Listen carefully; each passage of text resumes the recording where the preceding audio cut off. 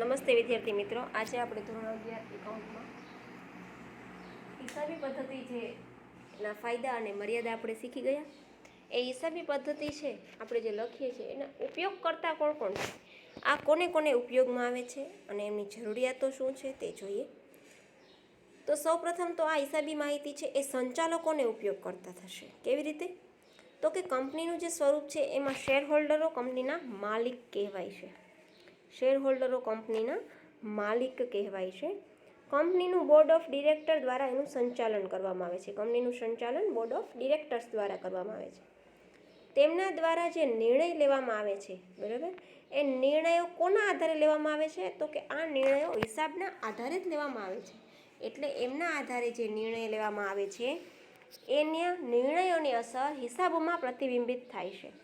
ધંધાના નક્કી કરેલા ઉદ્દેશો હાંસલ કરી શક્યા છે કે કેમ તે અંગેની જાણકારી પ્રાપ્ત કરે છે. તેમનું કાર્ય આયોજન અને અંકુશના આધારે ઉદ્દેશ પ્રાપ્ત કરવાનું છે. સંચાલકો છે અને ધ્યેય નક્કી કરેલો છે, ઉદ્દેશ નક્કી કરેલો છે અને એના માટે એ આયોજન કરે છે. હિસાબો ઉપરથી તે એવી રીતે માહિતી પ્રાપ્ત કરી અને આયોજન અને અંકુશના આધારે જે નક્કી કરેલા ધ્યેયો છે એને પ્રાપ્ત કરે છે. તેઓ આયોજિત અંદાજો અને ખરેખર પરિણામોની સરખામણી કરી અને વિચલનો શોધે છે. વિચલન એટલે તફાવત શોધે છે કે આપણે જે અંદાજ મૂક્યો તો તે અને વાસ્તવમાં શું પરિસ્થિતિ છે. આ બંનેનો જે તફાવત છે એની એ બેની સરખામણી કરી એના વિચલન શોધે છે, મતલબ કે એનો તફાવત શોધે છે અને વિચલનોનું પુનરાવર્તન ન થાય તે રીતે સુધારાત્મક પગલાં લે છે. જે તફાવત આવ્યો છે, જે ભૂલ આવી છે એ ફરીથી ન આવે એના માટે થઈ અને સુધારાત્મક પગલાં લેવામાં આવતા હોય છે.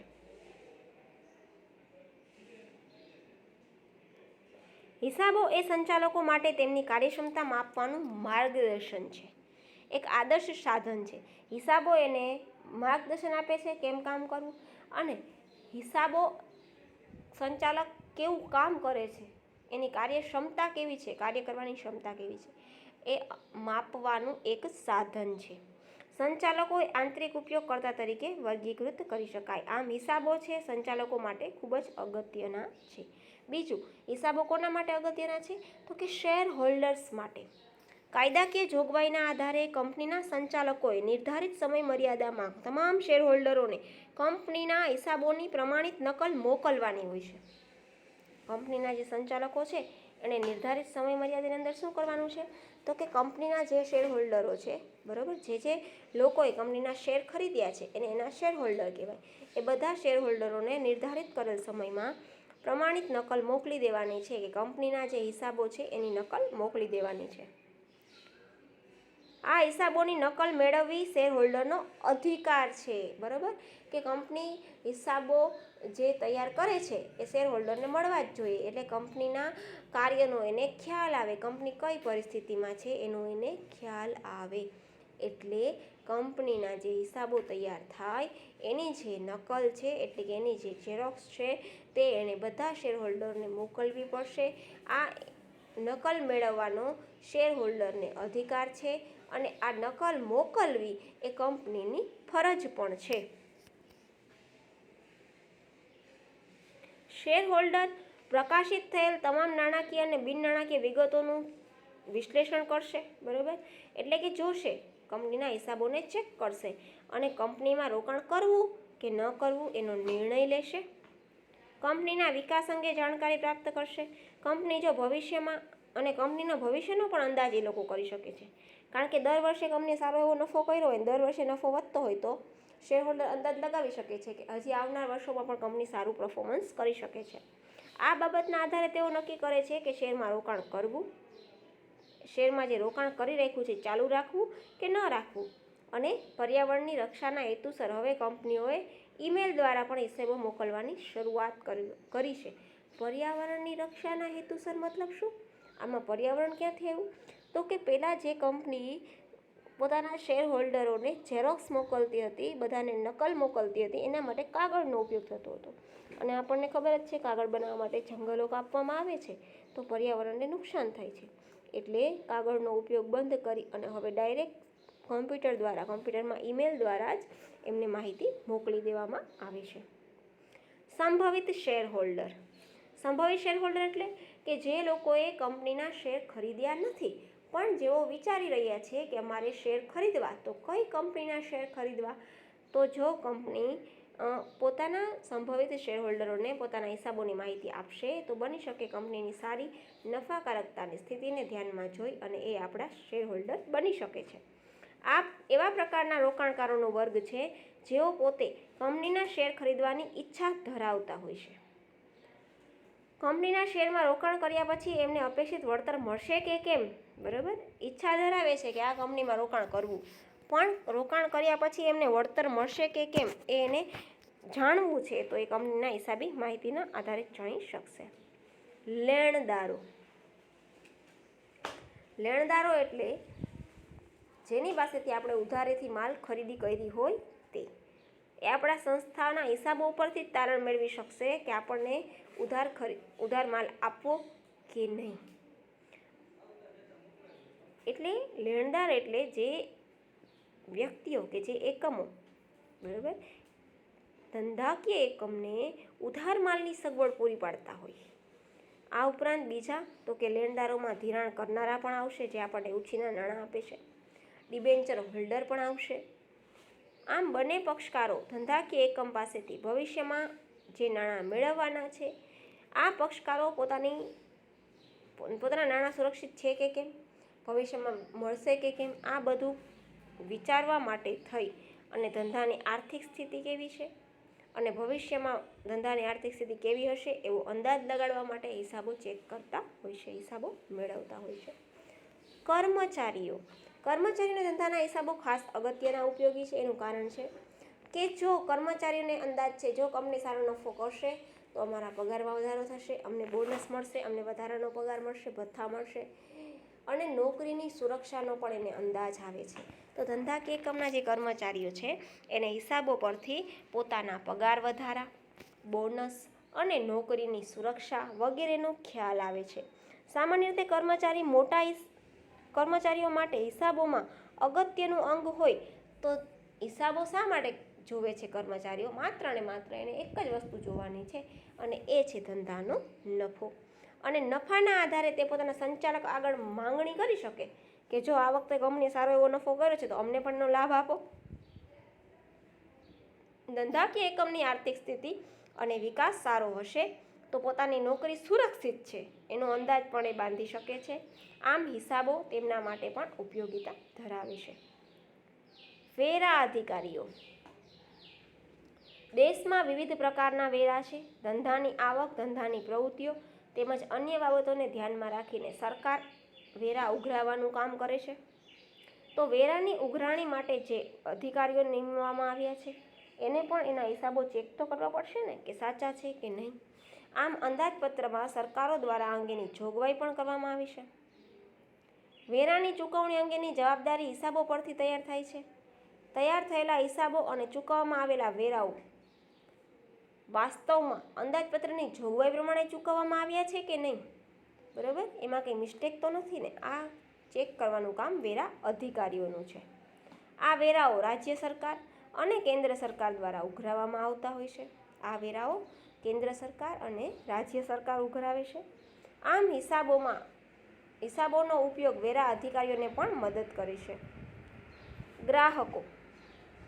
ધંધાકીય એકમમાં ગ્રાહકોને નફાના સર્જનમાં અગત્યના ભાગ તરીકે ગણવામાં આવે છે, કારણ કે ગ્રાહક વસ્તુ ખરીદશે તો જ ધંધાકીય એકમને ફાયદો થશે અને તો જ એ નફો પ્રાપ્ત કરશે. આજનું બજાર વેચનારાઓનું બજાર નથી પણ ખરીદનારાઓનું બજાર છે. વેચનાર તો ઘણા બધા છે પણ ખરીદનાર હોય તો જ વેચનારનું અસ્તિત્વ છે. તેથી જ ગ્રાહકને બજારનો રાજા કહેવામાં આવે છે.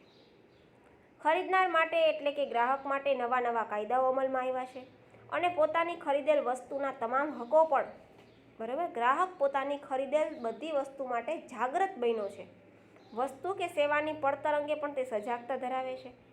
કંપનીના હિસાબો દ્વારા ગ્રાહક પણ વસ્તુ કે સેવાની પડતર કેટલી છે, કિંમત કેટલી છે એનો અંદાજ લગાવી શકે છે અને આમ હિસાબો ગ્રાહક માટે પણ ઉપયોગી સાબિત થાય છે. વિદેશી ઉદ્યોગ સાહસિકો. સંદેશા વ્યવહાર અને ટ્રાન્સપોર્ટ સગવડના કારણે વિશ્વ એકબીજાથી ખૂબ જ નજીક આવી ગયું છે. એના છતાં પણ આર્થિક નિયંત્રણો છે, ઉદારીકરણો છે, એ પણ હળવા કરવામાં આવ્યા છે. તેથી વિદેશી ઉદ્યોગ સાહસિકો એક બીજા દેશમાં પોતાની વસ્તુઓ કે સેવાઓ વેચાણની ઈચ્છા ધરાવતા હોય છે. જે તે દેશની કંપની સાથે પોતાના ધંધાનું સંયોજન કરવાની ઈચ્છા પણ વિદેશી કંપનીઓ છે, બરાબર, તો જે તે દેશની બીજી કંપની સાથે સંયોજન કરી અને વેચાણ કરવાની ઈચ્છા ધરાવતા હોય છે.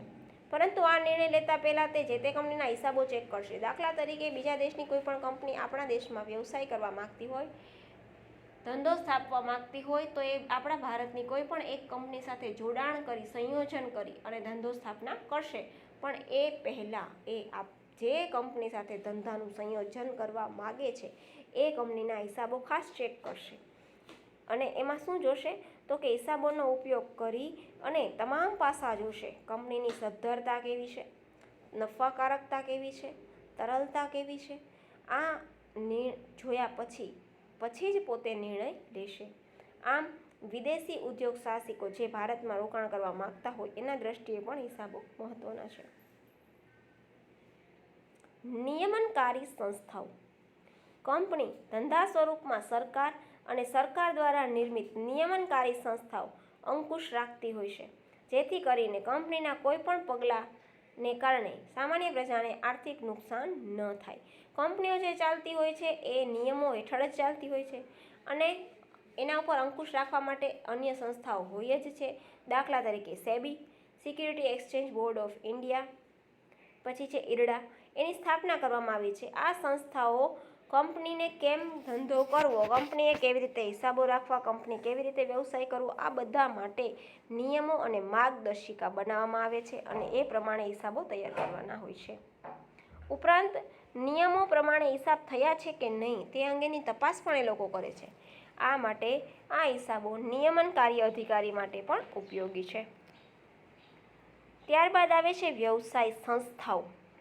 હિસાબો જે તૈયાર કરનારાઓ છે એને વ્યવસાય તરીકે ઓળખવામાં આવે છે. હિસાબી પદ્ધતિ એક વ્યવસાય છે અને દરેક દેશમાં હિસાબી વ્યવસાયની એક સંસ્થા હોય છે.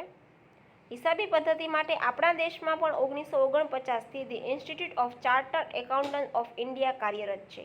આ સંસ્થા દ્વારા હિસાબોના સંદર્ભમાં માર્ગદર્શિકા બહાર પાડવામાં આવે છે અને ધોરણો તૈયાર કરવામાં આવે છે, જેથી બધી કંપનીઓ જે હિસાબ તૈયાર કરે એમાં એક સૂત્રતા જળવાઈ રહે, એટલે કે બધા છે એક નિયમોનો જ ઉપયોગ કરે અને એવી રીતે બધાના હિસાબોમાં સમાનતા રહે.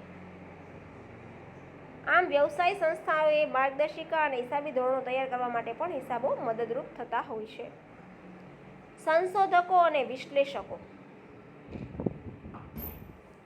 હિસાબી માહિતીનો ઉપયોગ કરનાર એક વર્ગ છે સંશોધકો અને વિશ્લેષકોનો.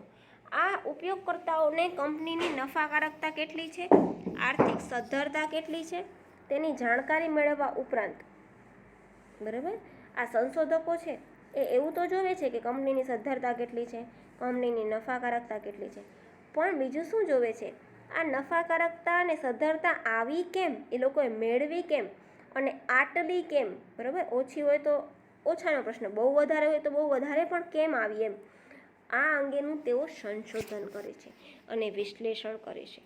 સંશોધન અને વિશ્લેષણ કંપનીને અંગત રીતે રોકાણકારોને મદદરૂપ થાય છે. આ ઉપયોગકર્તાનું યોગદાન પણ નોંધપાત્ર છે. આ વર્ગ પોતાના અંગત હેતુ માટે જ નહીં પણ અન્યના લાભ માટે પણ પ્રવૃત્તિ કરતા હોય છે. કારણ કે સંશોધકો છે જે કંઈ પણ સંશોધન કરે છે એનો લાભ એ પોતે નથી લેતા પણ અન્યને પણ આપતા હોય છે. ભારતમાં અને વિદેશમાં શાખ પાત્રતા નક્કી કરતી સંસ્થાઓ કામ કરે છે, જેને ક્રેડિટ રેટિંગ એજન્સી તરીકે ઓળખવામાં આવે છે, જેમાં ક્રિસિલ, ISRA વગેરેનો સમાવેશ થાય છે. આ એજન્સીઓ દ્વારા પ્રકાશિત હિસાબોનો ઉપયોગ કરવામાં આવે છે. પછી છે સરકાર, ગવર્મેન્ટ. ગવર્મેન્ટના હિસાબો કેવી રીતે ઉપયોગી છે તો કે દેશના કાર્યક્ષમ અને અસરકારક સંચાલન અને વહીવટ અંગેની જવાબદારી સરકારની છે. સરકાર દ્વારા દેશના વિકાસ અંગેની નીતિઓ ઘડવામાં આવતી હોય છે. આ નીતિઓના ઘડતર માટે પૂરતા પ્રમાણમાં સુસંગત માહિતીની જરૂરિયાત ઊભી થાય છે. કંપનીઓ દ્વારા હિસાબોમાં રજૂ કરેલ માહિતીનું એકત્રીકરણ કરી અને એનો ઉપયોગ દેશની નીતિઓ ઘડવામાં કરવામાં આવે છે. સરકારના નીતિ વિષયક નિર્ણયોમાં હિસાબી માહિતીની અગત્યની ભૂમિકા છે. સરકાર છે દેશની નીતિઓ ઘડવી છે, દેશના વિકાસનું કામ કરવું છે, તો એને પૂરતા પ્રમાણમાં સાચી માહિતીની જરૂર છે અને કંપનીના જે હિસાબો છે બધી કંપનીના હિસાબો સાથે રજૂ કરી અને પોતાની દેશની નીતિઓ ઘડી શકે છે. આમ હિસાબી માહિતી સરકારને આર્થિક નિર્ણયો લેવામાં પણ અગત્યની ભૂમિકા ભજવતી જોવા મળે છે.